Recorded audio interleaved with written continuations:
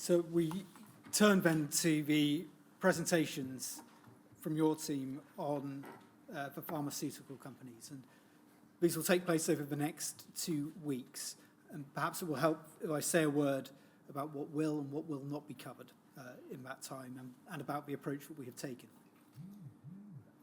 The first phase of these presentations will be a company-by-company approach, looking at the main importers of blood products to the UK market in the 1970s and the 1980s in particular, those being Immuno, Hyland, Armour, Bayer Cutter, and Abbott Alpha.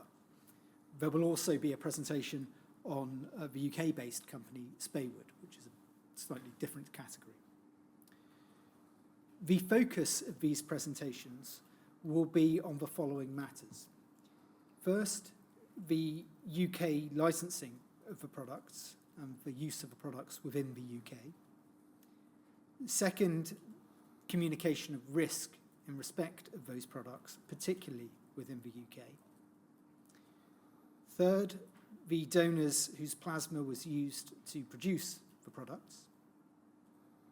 And fourth, other contacts and communications between the companies and people, organisations within the UK. That is a general outline of the structure to help give some shape to it. There is obviously a lot of overlap between those areas, and so there is not a clear delineation, but those are the types of areas that we will be considering. Due to the materials that are available to us, we are able to say more about some companies than we are about others. And we are able to say more about some areas for some companies than we are for others. To give an example, Immuno, who we will be talking about today, we have quite a lot of documentation about the licensing process. And so it is a good way of exploring that process through the Immuno documents.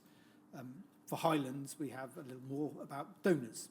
So it is not a case that we will be able to say exactly the same sets of things about the different companies. But we hope to cover the ground fairly expeditiously, and we hope without too much repetition.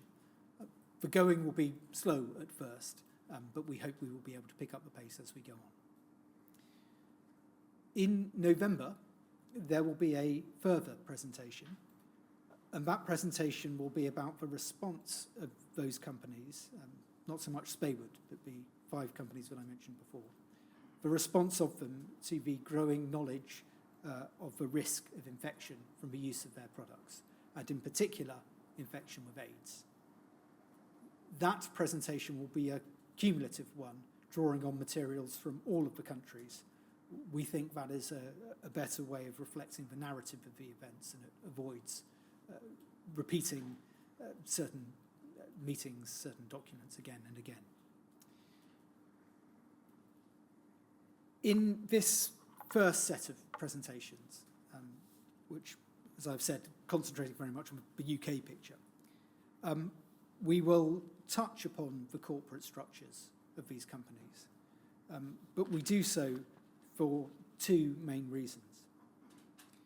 The first is to help explain what companies were doing at different times, which company was doing what at a particular point in time. And in particular, we would invite everybody to keep in mind the distinction to be made between the parent company, based in these instances in the United States, or in the case of Immuno in Vienna, and a UK-based subsidiary, or a company that is connected with the parent company, which is based in the United Kingdom, and the interaction between those different entities will be of some interest.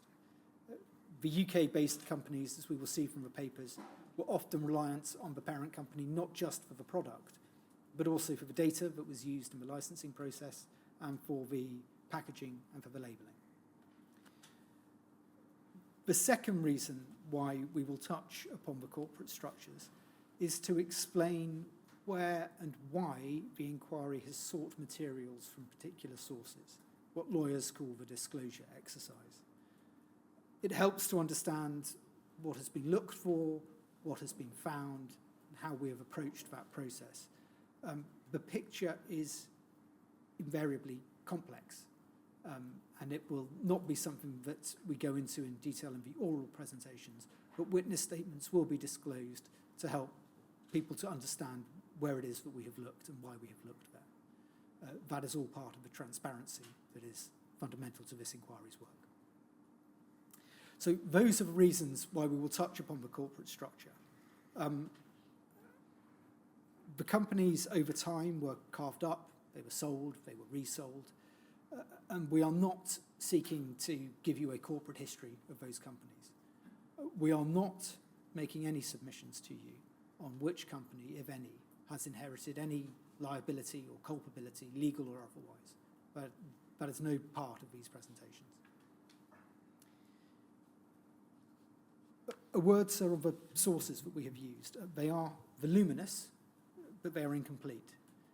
The core participants will be aware that there is a documentary on relativity connected with all of these presentations where the documents have been placed, and there are many thousands of documents which have been placed on it. Where material is located overseas, you have no powers of compulsion under the Inquiries Act 2005. You have relied on the cooperation of the organisations involved. It has not always been possible to identify all of the documents that we would have liked to have seen. That is inevitable after 40 plus years. Some documents are missing, some documents may have been destroyed, some documents your inquiry team may have, but we have been unable to locate the specific facts from 1978 that we are looking for because it's somewhere within this vast mass of materials that we've had. I can say that it is not for want of trying.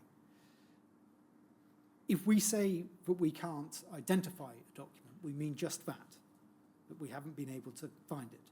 And we're not implying anything untoward about the reasons why we haven't been able to find it. Our approach to the documents has been to bring our independent analysis as your counsel to it. We have sought to identify material and themes that will assist you in discharging the terms of reference of the inquiry. It's not an exhaustive process, and I should say that myself and Ms. Richards are indebted to the work that has been done by the wider inquiry legal team in making these presentations. Others may disagree with our analysis. They may identify other documents, other themes that they consider to be important, and we welcome those being brought to our attention. We also note that the core participants will have an opportunity to make their own submissions. You will also hear further evidence from witnesses who are connected to these areas. We do not seek to preempt that evidence in these presentations, and all should keep in mind that a witness may come along and give an explanation about a document which hasn't occurred to us.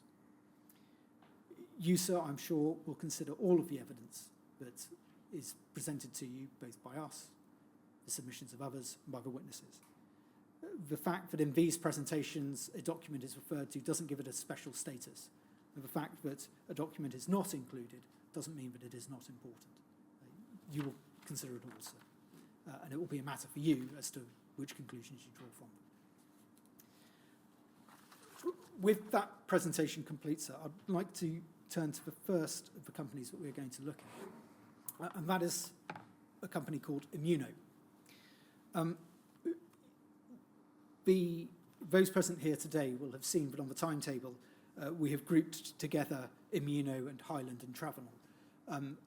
The reason for that is that in later years, a single entity was involved in owning all three of those companies. But that didn't happen until the 1990s.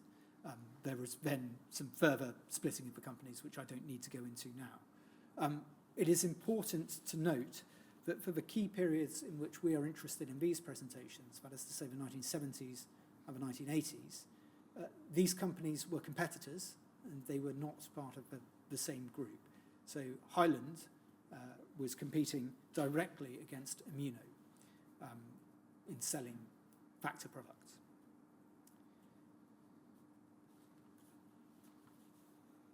In terms of the corporate structure for Immuno, all I will say is this very briefly. A company called Immuno International AG was founded in 1960, and its principal place of business was Vienna. So this is an Austrian company. It was the parent company of a UK-based company, which was originally called Serological Products Limited. That was incorporated on the 27th of January, 1972. That company later changed its name to Immuno Limited, and that was on the 31st of December, 1976. And both in this presentation and in others, the fact that a company is called X Limited is an indication that that is a UK-based company. And as I've said, there is a distinction always to be kept in mind between the international company and the UK-based one. The first managing director of Immuno Limited was a man called Norman Berry. He later became the chair of the company, the chairman, from 1984, and the managing director from that time was Peter Coombs. He had previously been a marketing manager. One other name that comes up in the document, so I raise now, is Robert Nicholson, who in the mid-80s had taken on Mr. Coombs' former role as being the marketing manager of Immuno Limited. All of these men within the UK-based company.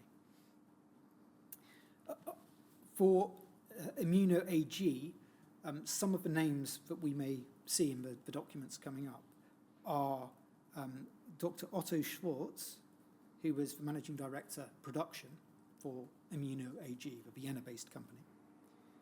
Dr. H. Eibel, I hope he will excuse the pronunciation, the director of research and development at Immuno AG, the Vienna-based company.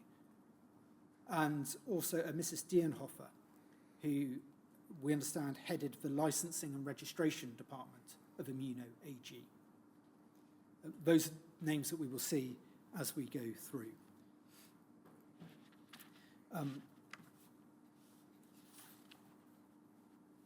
The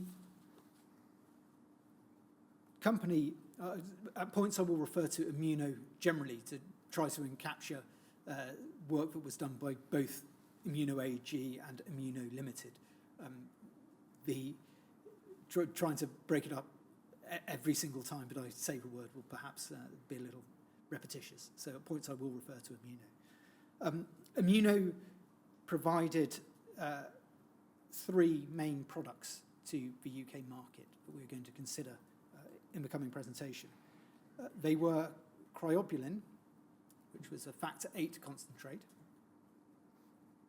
Prothromlex, which was a factor 9 concentrate. It was also it also contained factor 2 and factor 10, but it was predominantly used as a factor 9 concentrate, and a product called Fiber, which was used for inhibitor patients.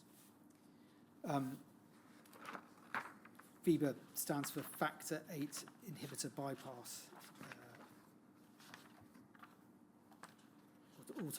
Forget the A, forgive me, Cyril. It will come back to me as we go along. So those are the three main products. But within those products, over different times, different variants of them are presented to the UK market and presented to the licensors. There are generally three phases. The first phase is the original product, so Cryobuilin or Prothromlex, in a non-heat treated form.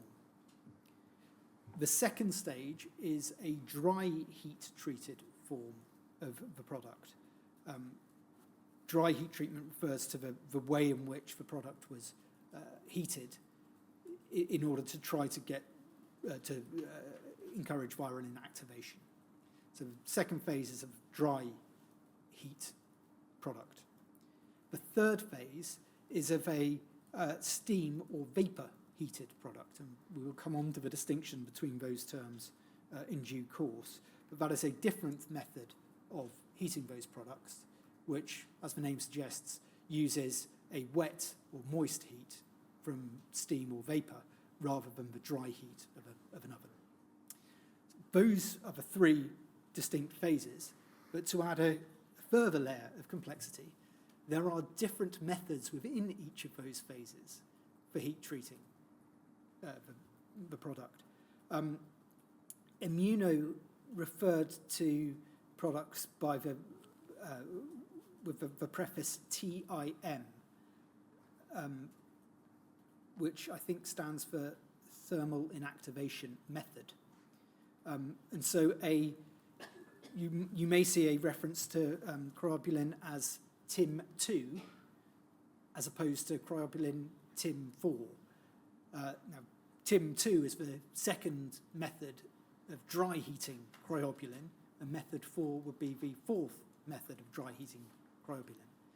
But then you will have cryobuilin also referred to as cryobuilin neo-TIM2 or neo-TIM4, sometimes S-TIM2 or S-TIM4, and that is the second method of steam heat inactivation of the product. And so you get different variants even within the different types of heating. For that reason, so it gets somewhat complex, and at points I will stop, and I'm sure so you will interrupt, and ask to clarify exactly which product that we are talking about.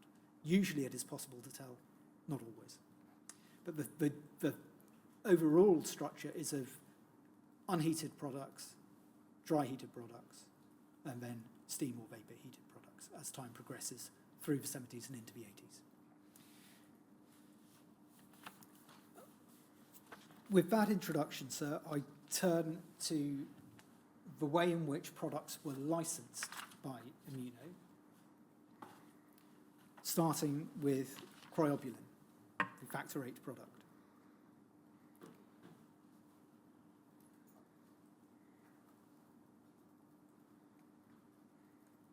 As I go through, so I will give references to documents. I'm not going to bring them all up because there are an awful lot of them, but I will place on the record the references so that people can go and check on relativity and see the documents to which we're referring.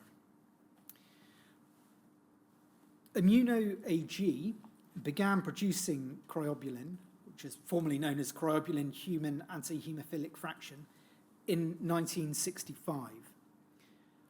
Initially, it was sold on the Austrian market, but the product was exported and sold abroad from 1969 onwards. The reference of that is SHPL 5071_181, page 39.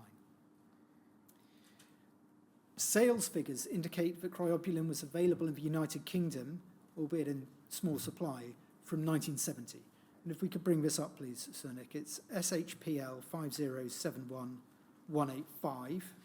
First of all, page 4, please.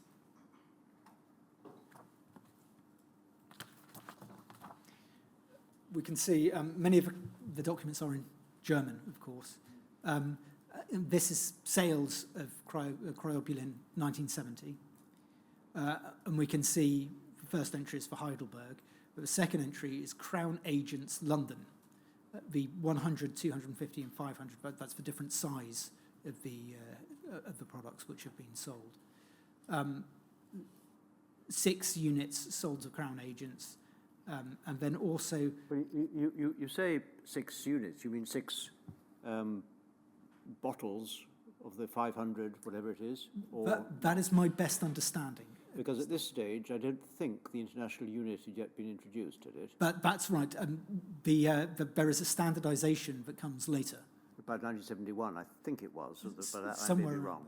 But here, my best understanding of this is that this is 6 bottles or 6 vials of the 500 sized cryobuilin. And presumably this would have been on a named patient basis, would it? There was certainly no license by this stage. 1968. So it would have to be. Unless it was clinical trials. Yes. But one of the exemptions would have to have applied.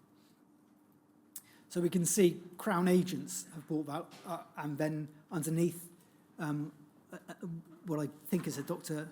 Mibashan in London, 1 unit, whatever that may be, a vial, maybe a bottle.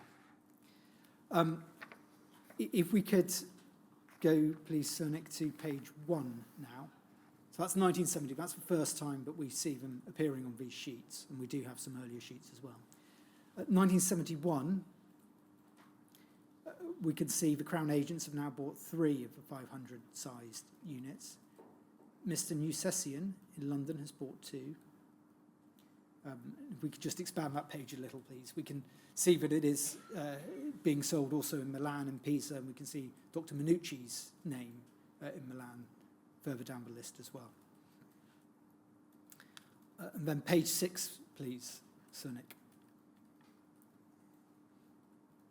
This is 1972, and we can see now being sold to St Thomas's Hospital, to the Crown agents, to the Royal Free Hospital.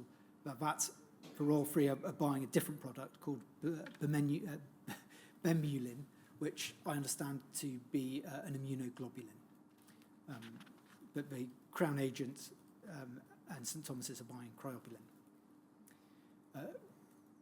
Again, we can see the also being sold in Madrid, in Warsaw, in Pisa. Thank you, Cernic. If we could have the next document, please. MHRA 0033323_003.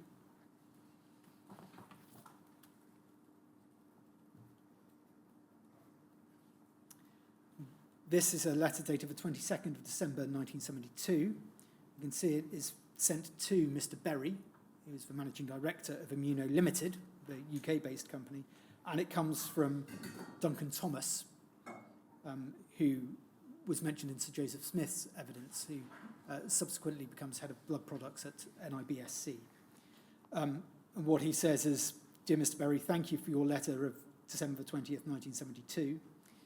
There is no objection to you supplying Dr.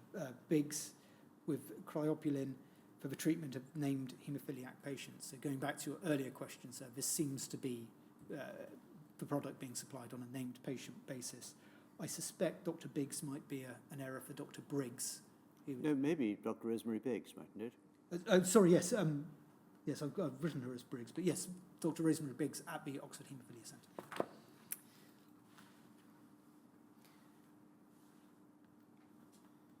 Now, that's from December 1972, and in the same month, we have the first application for a product license for Cryobuilin.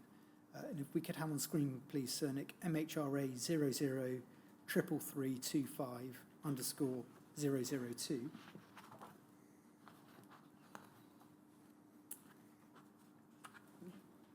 This I show you to show what an application looks like as of 1972.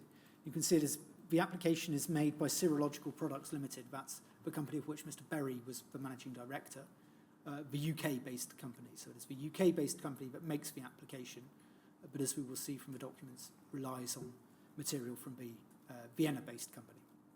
And you can see the contents there of what is provided with the application. There is a summary of the particulars of the product, specimens of the inner labels, of the solvent labels, of the outer labels.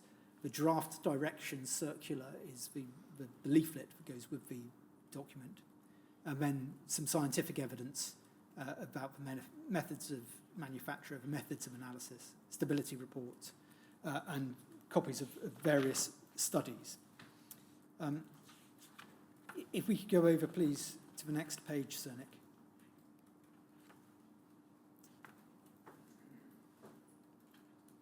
We can see this is and if we could expand that, please, the summary of the particulars of the product, and it includes the fact that the license is sought for 5 years, which is the time stipulated by the 1968 report.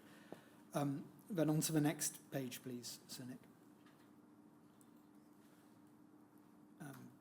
These are the various details that accompany the application, what the license is required to authorise, the product, and you can see the different sizes for 100 units, 250 units, 500 units. The pharmaceutical form, the description of the product, and its composition. Then on to the next page, please, Cernic. You can see for the different sized units of the products, it gives directions about how it should be reconstituted with water, so that you can then apply and inject the product.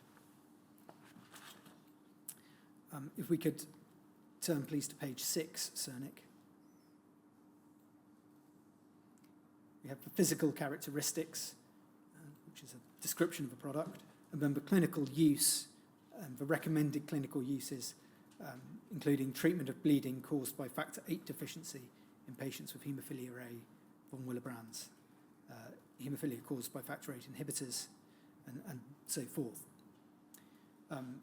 We then turn on the next page to the clinical recommendations on the route of administration through injection and recommended dosages.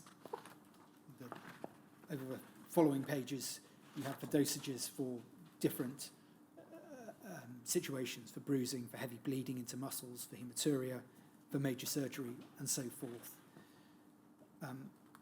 If we could turn, please, to page 10, Cernic. Recommendations there for flow rates for injections and details of how the product is manufactured and assembled. This, I hasten to add, is a summary, and it is backed by far more documentation, as we saw from the contents page. Page 11, please, Cernic. A summary of how quality control is exercised, and you will see there at 14A, it says a detailed report on analyses carried out will be given in Part 3, Section B. So these are the detailed reports that follow on from the summary. Page 12, please, Cernic. A description of the containers and of the labelling, and again, reference is made to the documents supporting the application where these are set out. We will be looking in some detail at the labelling in due course. And then finally, please, Cernic, page 13. We see method of sale and supply. The product will be made available at hospitals and haemophilia treatment centres. The application is signed by Norman Berry, Managing Director of Serological Products Limited, dated the 1st of December 1972. We know from a covering letter that it was sent to the department on the 8th of December 1972. I don't ask for that to be brought up, but the reference is MHRA 003323_009.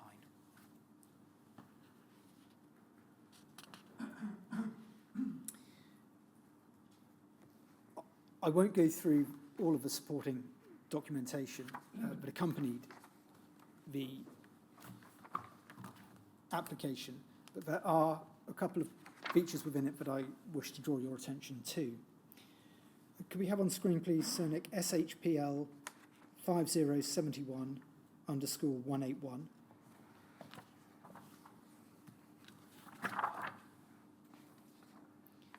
We can see from the first page, this is Mr. Berry sending to Mrs. Deenhofer, of Immuno AG, who was in charge of their licensing department, a replacement copy of the admissions that went with the Cryobuilin application. If we could turn, please, to page 25.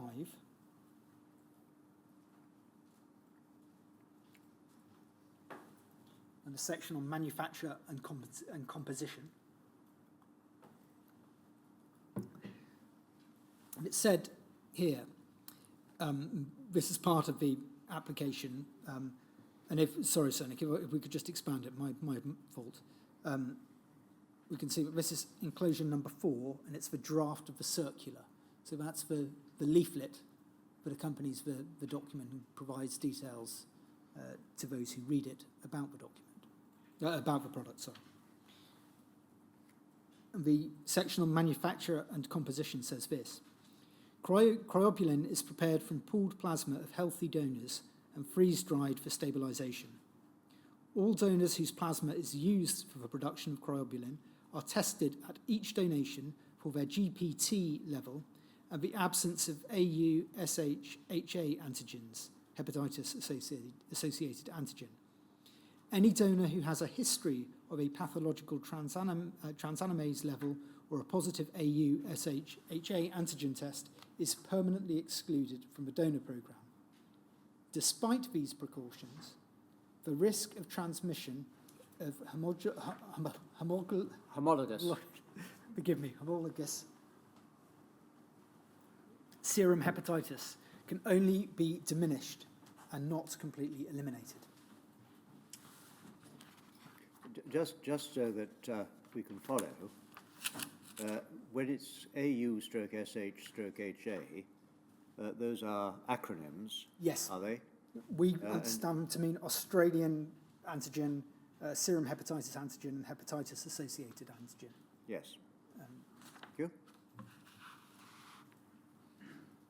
I should add that is our understanding rather than something that we have taken from the document. Well, it seems reasonable. They're all examples or different ways of expressing the same thing, pretty much, that it's something in the blood which indicates the presence of hepatitis. That's right. If we could turn to page 29 now, please, Sir Nick. This is part of the same document, the draft circular. This is the section on side effects. It says that side effects are rarely observed during treatment with cryobuilin, though the following reactions may occur. The first is an allergic reaction, and then if we go over to the next page, second point listed, and I quote, "Despite the precautions taken in the selection of donors, the risk of transmission of homologous serum hepatitis cannot be entirely excluded when administering human coagulation factors."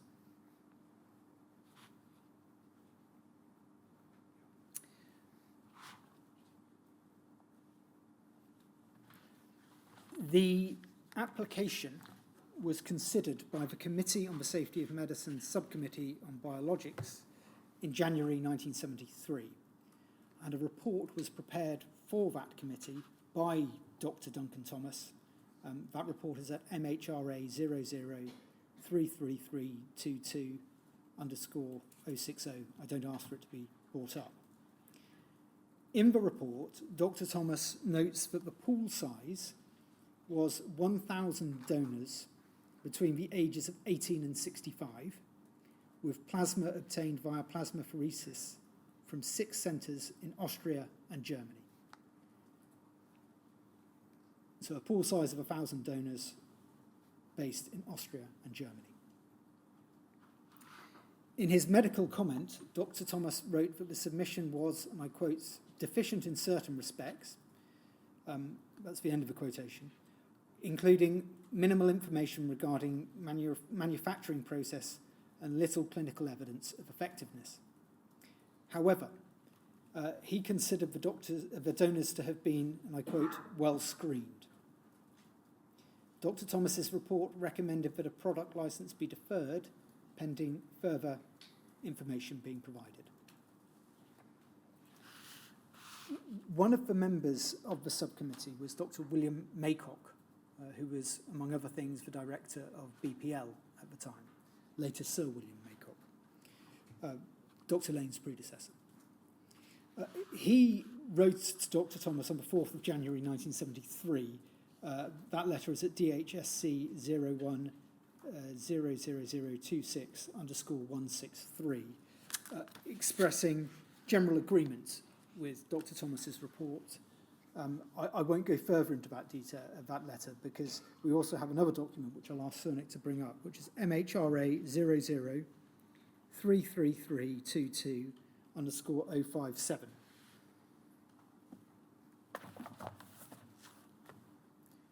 And we can see in the top left corner, this is described as Dr. Maycock's comments. And we know from his letter to Dr. Thomas that Dr. Maycock was unable to attend the meeting of the CSMB in person.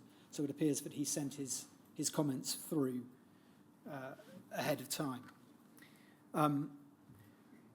On the labels and leaflet, he says this: the manner in which advice regarding treatment is presented is unacceptable.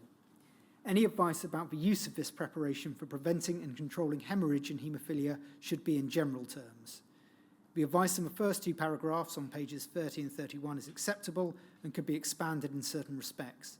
The advice about treatment in certain specific circumstances should be omitted. Some of the statements, for example, that about hematuria, are in absolute terms and will sooner or later prove to be misleading. So that is, as we understand it, a criticism of the way that the labels were produced in terms of the effectiveness of the product. Unfortunately, and perhaps inevitably, page 30 and 31 don't translate into the documents that we have, so we can't see exactly what it is that he is talking about there. A little further down the document, hepatitis. The pool size in terms of donors is smaller than that used in the preparation of haemophil, but a residual risk of icterogenicity after the exclusion of HbAg positive donors will remain. It does not necessarily follow that this risk will be less than that attaching to haemophil. So that is a risk of something that could cause hepatitis. The reference to haemophil we will no doubt come on to tomorrow, but as Dr. Maycock indicates, it was made with a larger pool of donors. Dr. Maycock saying here that doesn't necessarily mean that there isn't a risk for the smaller pool of donors that the Immuno product was using. He's drawing specific attention to the pool size being smaller and that being related to the risk of becoming jaundiced. Yes. Yes, he is. So he does show a clear awareness, I would expect it anyway from what we've heard thus far in relation to risk, that pool size is related to risk. Yes, he does, sir. But his conclusion being that it doesn't necessarily follow that the risk will be less in this product than in haemophil. And that, of course, must be seen in the context of this product. And as we know, the donor pool size was said to be 1,000. Yeah. In his conclusions, he says this: I'm in favour of granting a licence if Serological Products Limited can supply the data regarding stability, the information mentioned above about the method of preparation, and more detailed information about its clinical use. Its sales should be restricted to haemophilia centres and hospitals, and initially to a number of selected haemophilia centres, so that clinical efficacy of cryobuilin can be critically appraised. So that is the view expressed by Dr. Maycock, and it's expressed on the 4th of January 1973. It is not dissimilar to the view of Dr. Thomas. Despite those views, and the proposal that further information be obtained before a final decision, the subcommittee on biologicals at their January 1973 meeting recommended the grant of a product licence, subject to 3 provisions, one being that the supply of the product be restricted to hospitals and haemophilia centres. The subcommittee on toxicity and clinical trials supported the granting of the licence, and the CSM main committee advised that the licence be granted in February 1973, subject to the provisions recommended by the CSMB. The document is DHSC 303952_048, page 13.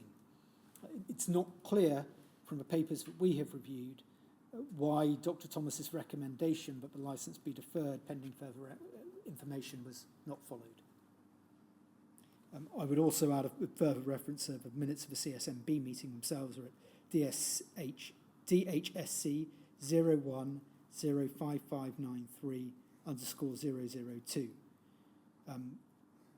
I note from those minutes that it was intended to ask the Austrian authorities to carry out an inspection of Immuno's premises on behalf of the licensing authority. And you will recall, sir, that there is a provision for an undertaking to that effect in the 1968 Act. The same meeting approved the licence application for haemophil, which we will refer to tomorrow.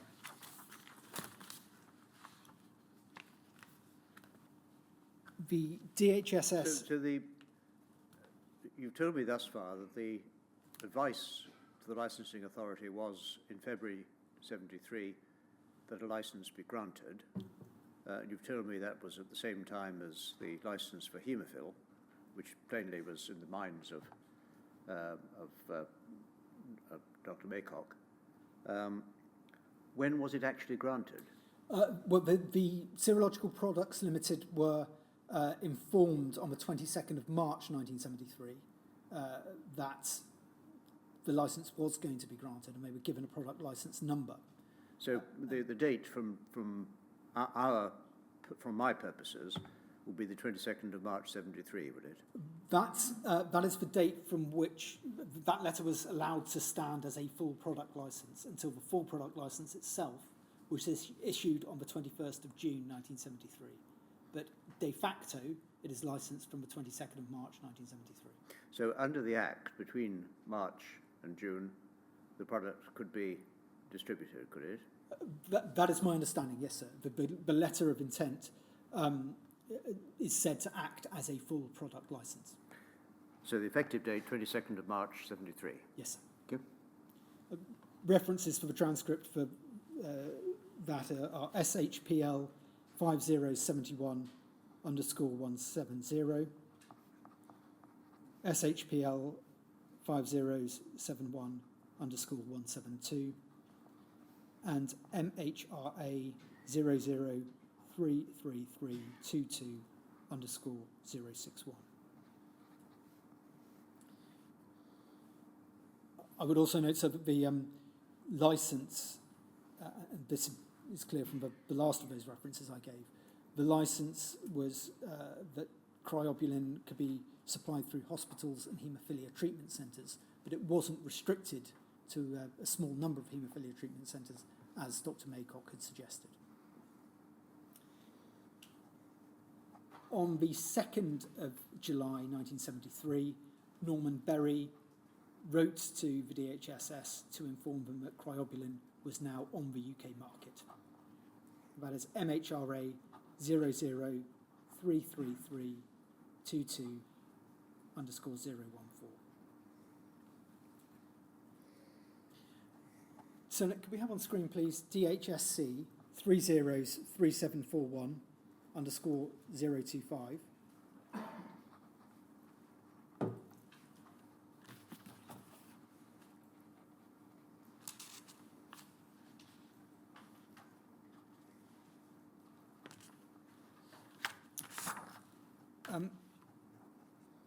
We jump forward a little, sir, to October 1973. This is a letter from the Department of Health and the Welsh Office jointly to secretaries of regional hospital boards, the Welsh Hospital Board and Boards of Governors and the Hospital Management Committee. And it is entitled Human Concentrated Factor VIII Freeze-Dried. It comes from or it's sent on behalf of the director of the hospital supply branch, who was G.E. John at that time.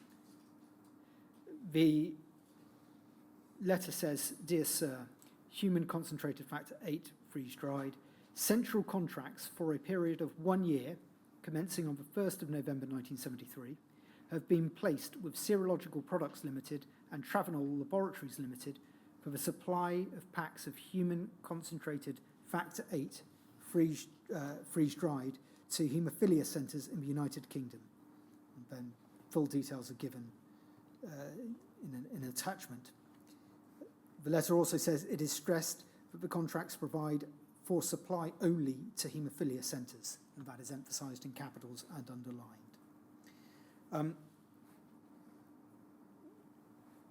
We will come back to this central contract later in the evidence when dealing with the civil servants and the government decision-making at the time.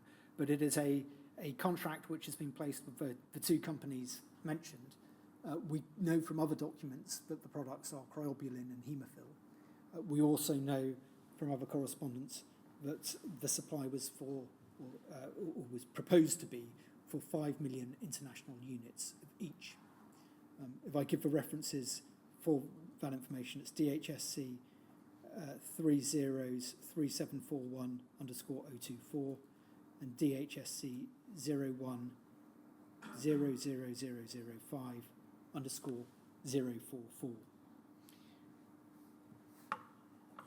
So that is a contract by the Department of Health and the Welsh Office to import 5 million international units, we suspect, of Cryobuilin and of Hemofil. That is an annual contract.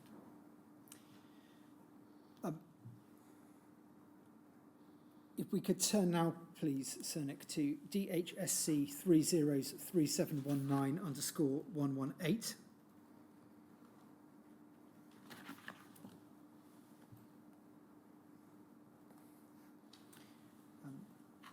Again, we come forward a little in time to the 21st of December 1976, and a memorandum which is sent from G.A. Drew of the Supply Department of the Department of Health and Social Security to Dr. Waiter, entitled Factor 8. Further to my minutes dated the 3rd of November 1976, sales figures for October, together with total figures for the contract year, are set out below. I pause there, sir. So we have a monthly sales figure in the left-hand column, a total sales figure for the year in the right-hand column, and it's expressed to be the 12 months to the 31st of October 1976. And then added in hand on the far side is a column entitled Value.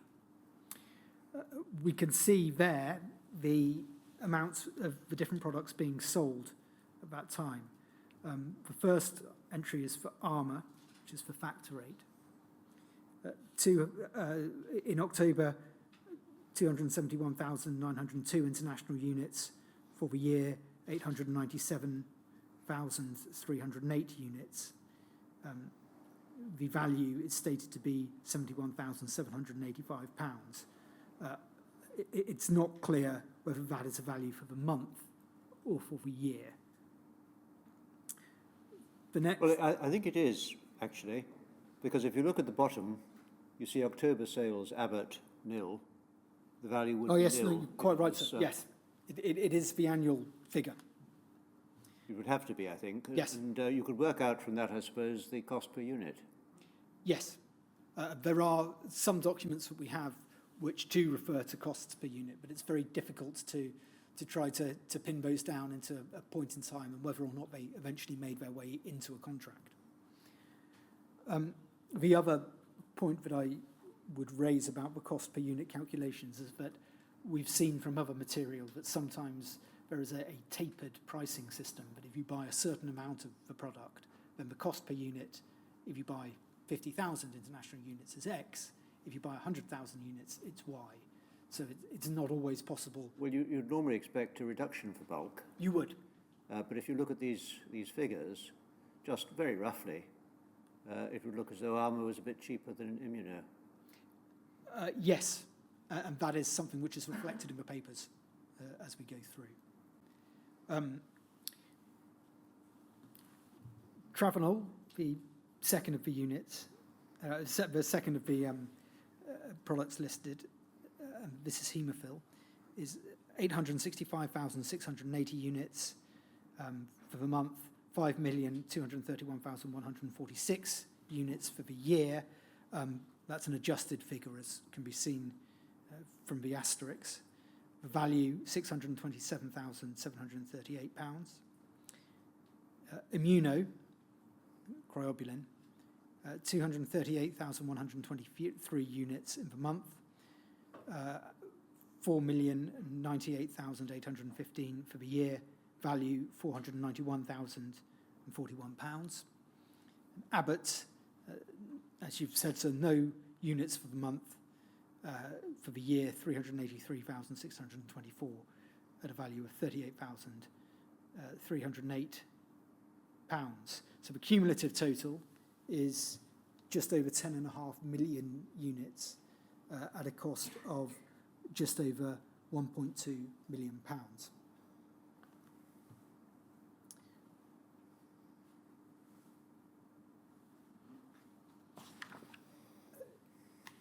Taking the story of Cryobuilin forward. Serological Products Limited applied for a variation to the product licence on the 10th of October 1975, and it was approved on the 14th of October 1975, and that's changed the testing method for detecting the presence of hepatitis antigens from electrophoresis to a radioimmune assay, RIA. So that is October 1975. The references are MHRA 0033321 underscore 097 and MHRA 0003321 underscore 099. There was a further variation of the licence in April 1976 concerning increased solubility. That's MHRA 0033321 underscore 076. And the same reference for a further variation in August 1976, which registered the change of the company name from Serological Products Limited to Immuno Limited. And you can see there, sir, the point that was picked up in the Cunliffe-Evans report earlier, that there is a wide disparity about the types of application that are being made for variations of licenses. Some are purely administrative, changing the name of a company. Some are of scientific importance, such as the introduction of RIA testing. If we could have on screen, please, Sir Nick, MHRA 0033321 underscore 085.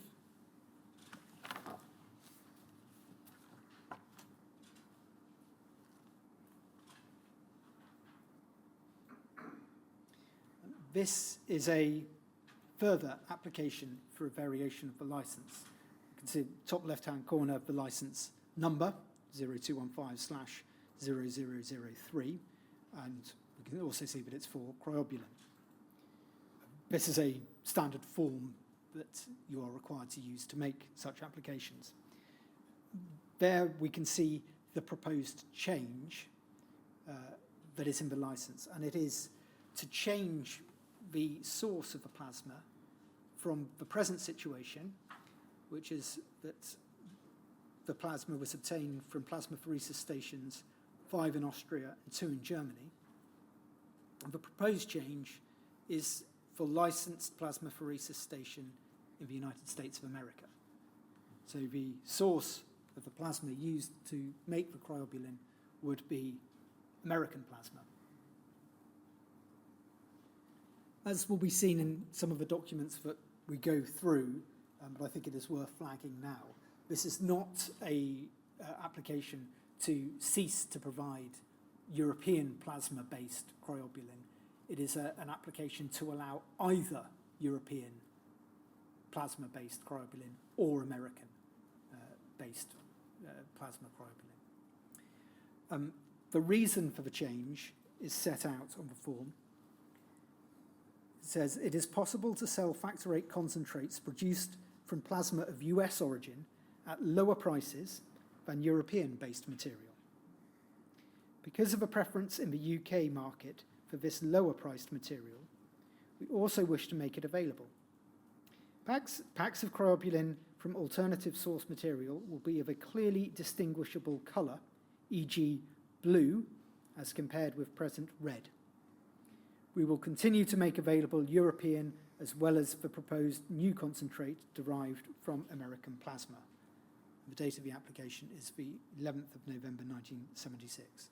And you noted earlier, sir, the armour product, which was produced from American-based plasma, appeared to be available at a lower unit cost. Yes. We get further insight into this application from a document that was originally in German. And so if I could ask to have on split screen, SHPL 5071_083. And also on the other side of the screen, SHPL 301094.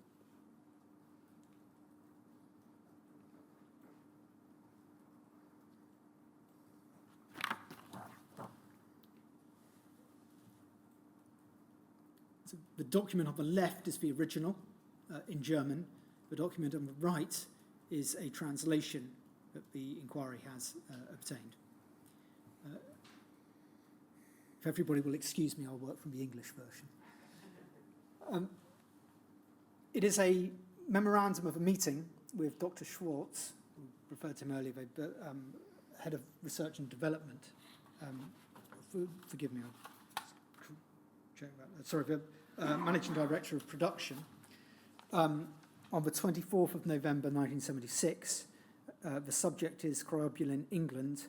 Also present are Dr. Schwartz and Mrs. Deenhofer and two others, Dr. Elsinger and Mr.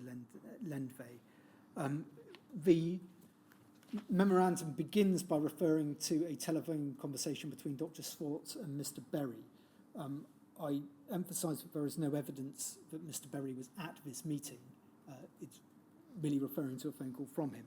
And that is initially about the solvent content in cryobuilin. But the point of interest to the application to change to American plasma comes on the next page, please, Sir Nick, in a note for the registration department. It says this: in the future, two types of cryobuilin concentrate will be sold, Cryobuilin 1 and Cryobuilin 2. Cryobuilin 1, made from European plasma with a lower hepatitis risk. Publication by, and there is a publication cited, but we can't read what that publication is. Cryobuilin 2, made from US licensed source plasma, proven to have a significantly higher hepatitis risk. The publication is again cited. Cryobuilin 2 will be significantly cheaper than Cryobuilin 1 because the British market will accept a higher risk of hepatitis for a lower priced product. In the long term, Cryobuilin 1 will disappear from the British market. It goes on to say that the respective label information hasn't been definitely determined. You can see the date of that, 25th of November 1976, and the signature is made by Mrs. Deenhofer. That reflects the thinking within Immuno AG at that time. So Immuno considered from their experience in the UK that the UK would buy a less safe product for patients in the UK because it was cheaper. That is my interpretation of that document, yes. Well, I don't, at the moment, see what other inference can be drawn. Nor do I. Yes. And this was in 1976. November 1976. This coming a couple of weeks after the application has been made to the UK licensing authority to make that change. Yes, and the UK licensing authorities, well, we'll find out in due course what they may have known. But at this stage, it was after the Grenada World in Action program in 1975. Yes, thank you.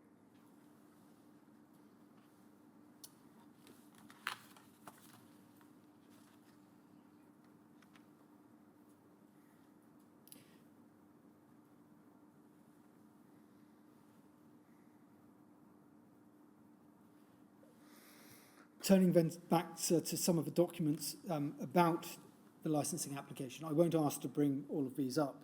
29th of November 1976, Immuno Limited wrote to the DHSS proposing to name the product Cryobuilin 2, the American product, and it provided samples of a proposed packaging. The reference is SHPL 40271_069. I'm not going to look at the packaging now, sir, but I will be coming back to it in due course.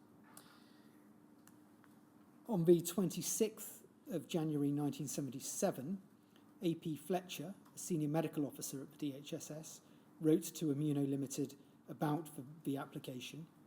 He requested additional information concerning the proposed plasma source.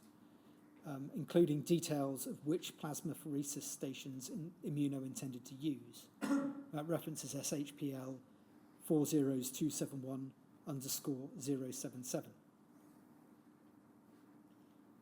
Immuno replied on the 1st of February 1977, saying that plasma was, and I quote the word, obtainable from licensed plasmapheresis stations located across the United States, including Hawaii, and that at that time, the company was obtaining plasma from stations in New York, Baltimore, Birmingham, Philadelphia, and Knoxville. The reference is SHPL 40271_7073. They're all large urban centres. Yes, sir. Yes. I understand that the document was phrased so as not to limit Cryobuilin to those centres in due course. It said that it was obtained. But he was saying that that's where they were getting it from at the moment. At that time, correct. Now, it appears that the DHSS either didn't receive or didn't register the letter that was sent on the 1st of February 1977.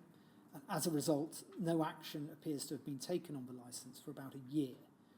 The reference to that is SHPL 40271_059. In a letter to the DHSS on the 16th of February 1978, so we are more than a year down the line, resending the letter of the previous February, Mr. Berry noted that Immuno wished to continue to use plasma from Austria and Germany, but sought, I quote his words here, the ability to also use American plasma in the same way that our competitors do. And the reference to that is SHPL 40271_058.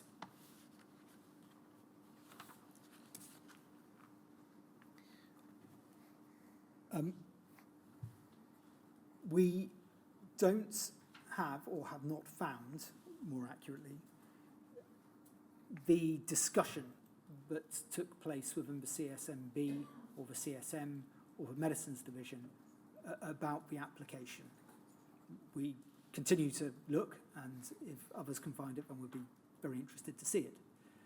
What we do have is a letter dated the 7th of April 1978 from Mr. Berry to Immuno, informing them, and I quote, "We are now authorised to issue factor VIII concentrate from American plasma."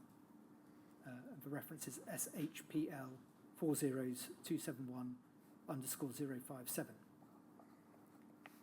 That suggests that the variation application had been approved, and he added that it was necessary to have a distinguishable pack.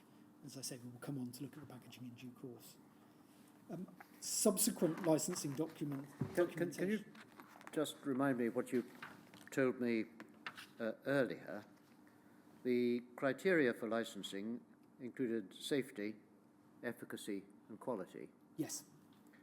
And so far as efficacy was concerned, you told me that the regime was one that didn't draw any particular distinction between one product and another on the grounds of efficacy, although on grounds of safety, you told me that you could take account that another product is safer and just as or more efficacious. That's correct, sir. I see. So in deciding whether to amend the licensing authority would, on that basis, here have to consider whether another product was safer than the American-sourced product and just as or more efficacious. It certainly could consider that, sir. Yes.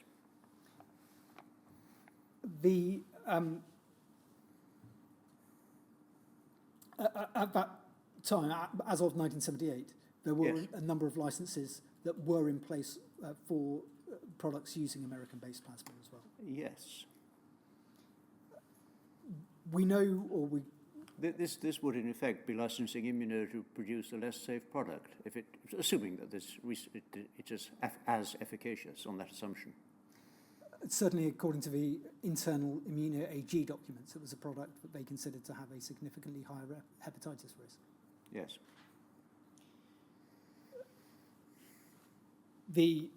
Those documents, of course, were internal. Those particular documents weren't seen by the licensing authority, but the licensing authority would have been aware of the distinction between European plasma and American plasma. Yes. The documents that we do have suggest that the variation was approved on the 28th of March 1978. That's SHPL 40376_005.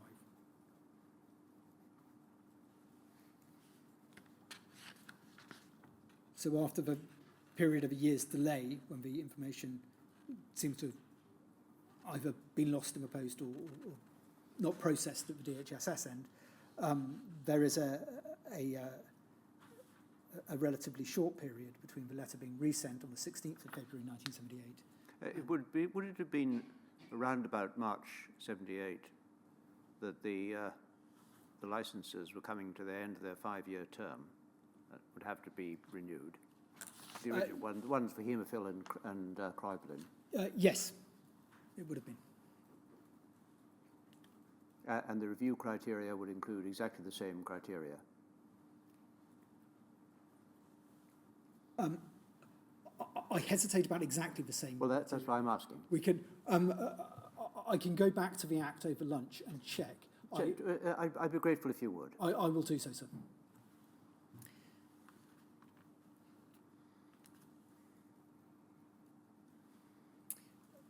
Something that is not clear to us from the documents that we have looked at is whether or not, in this period when the licence was being considered, whether or not Cryobuilin from American plasma was available on a named patient basis. We have one document, give a reference, SHPL 40271_7072, which is actually, perhaps we can bring that up, it might be helpful. SHPL 40271_072.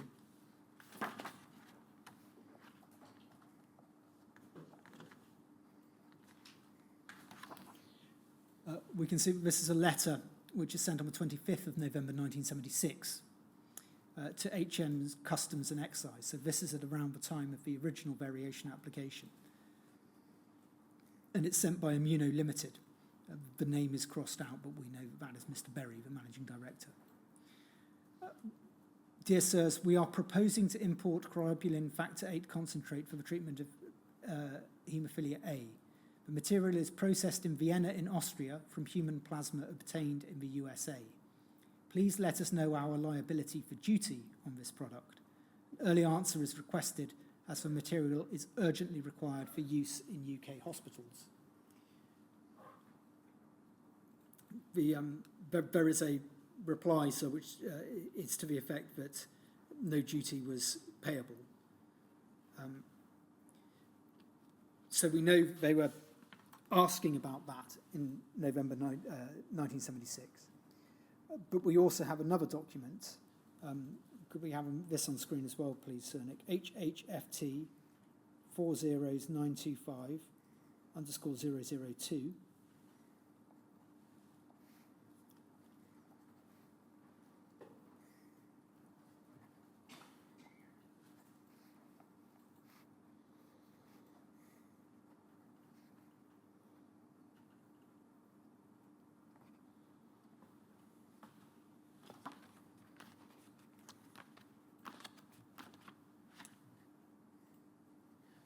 This letter dated 20th of April 1977, so a few months after the application to vary the licence and a few months after that letter to Customs about duty.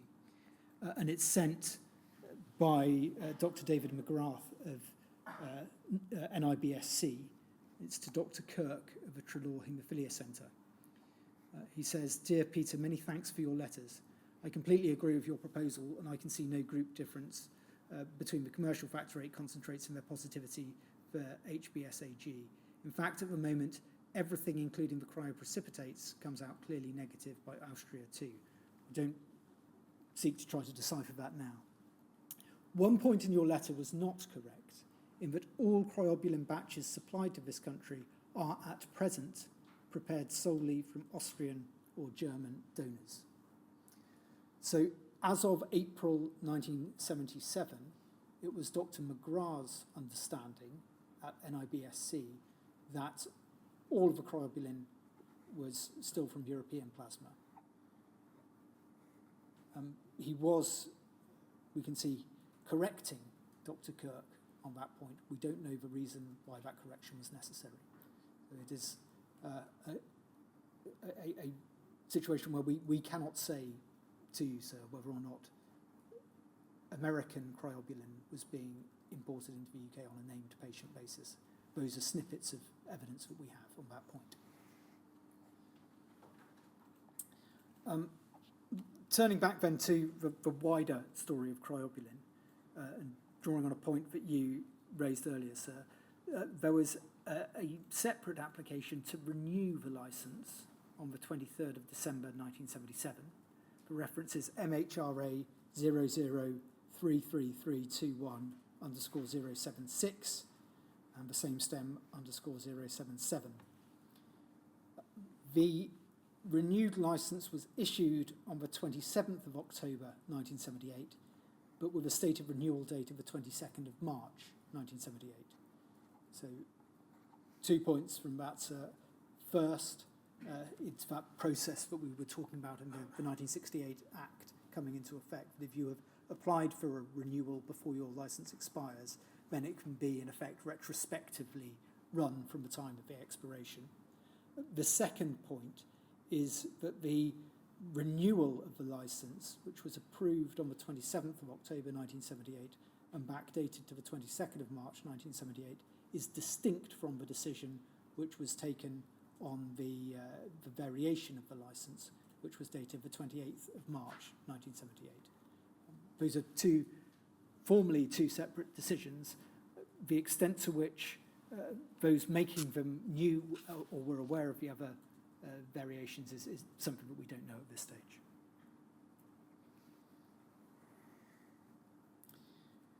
Could we have on screen, please, Cernic, DHSC 00-46258_098.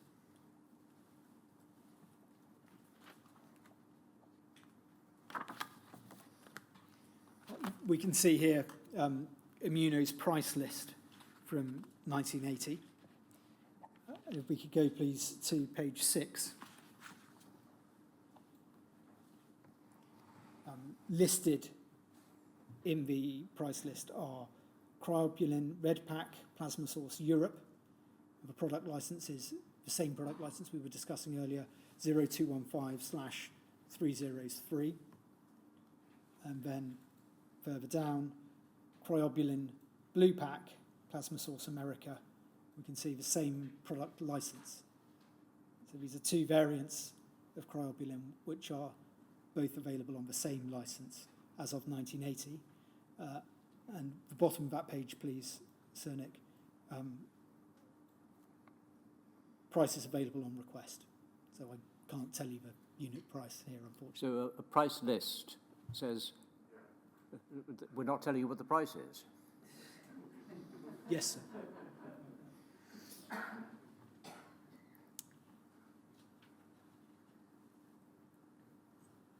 I'll turn now, sir, to some more information about how much cryobuilin was being used at around this time, 1980.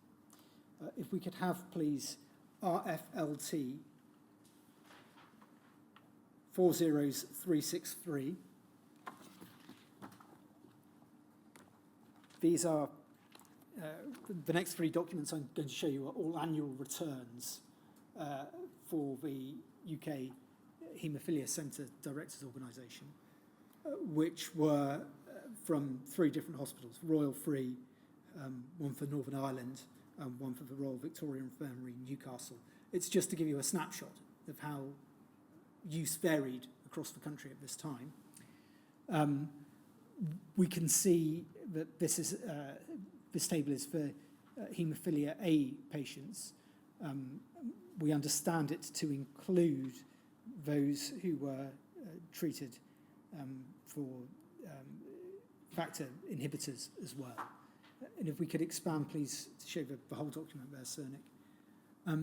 I won't go through all of the different products, but we can see that Immuno, the total used at hospital inpatients at the Royal Free was 424,585 international units, and for home treatment, 594,814 international units.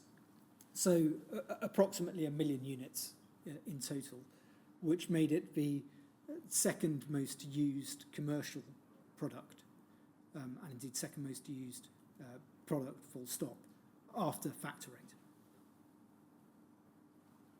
What this doesn't do is break down between red and blue cryobuilin. The next one, please, Cernic, is HCDO 401394.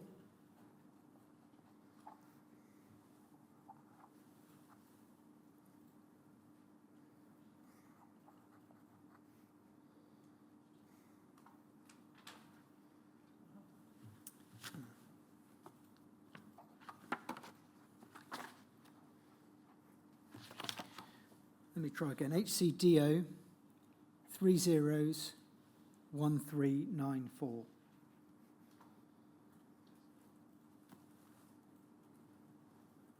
Thank you. Now in Northern Ireland,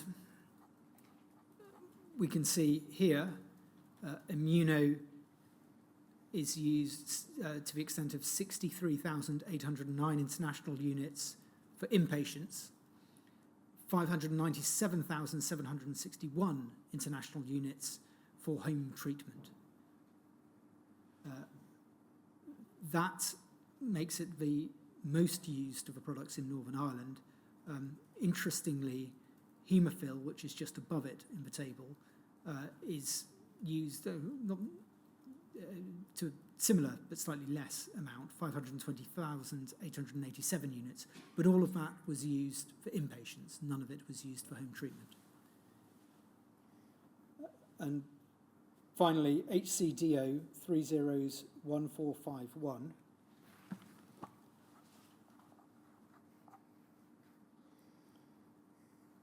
This is the Royal Victoria Infirmary in Newcastle.